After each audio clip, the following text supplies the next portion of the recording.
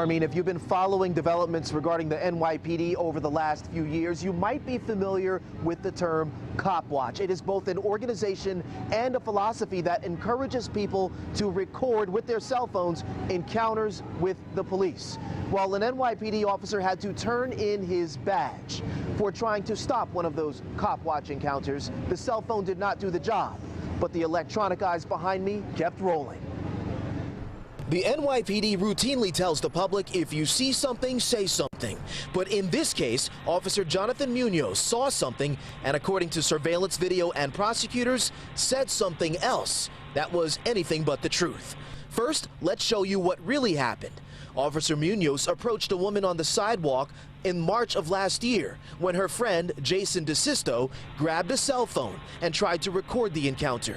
Officer Munoz on the left and two of his partners can be seen grabbing DeSisto's arm and going for his phone. The officers eventually detained and cuffed the 21-year-old, put him in the back of a patrol car, and tossed the cell phone onto the street before pulling off. Now, let's move on to what Officer Munoz actually wrote in his report. It's clear he must not have known La Casa del Mofongo restaurant, where the stop and frisk encounter happened, has not one, but 3 surveillance cameras. Because Officer Munoz stated in his official report that DeSisto went on the offensive, lunged, and tried to punch him. DeSisto was even criminally charged with disorderly conduct and resisting arrest. Without the video in this case, that police statement would have been the only thing that the district attorney would have been able to rely on. Daniel Sanchez of the Justice Committee says Officer Munoz's false account is not uncommon. We hear from the community all the time, and we see these false arrests happening. And 9 times out of 10, it's the officer's word against the community member. For us, cop watching is what helps keep community members safe.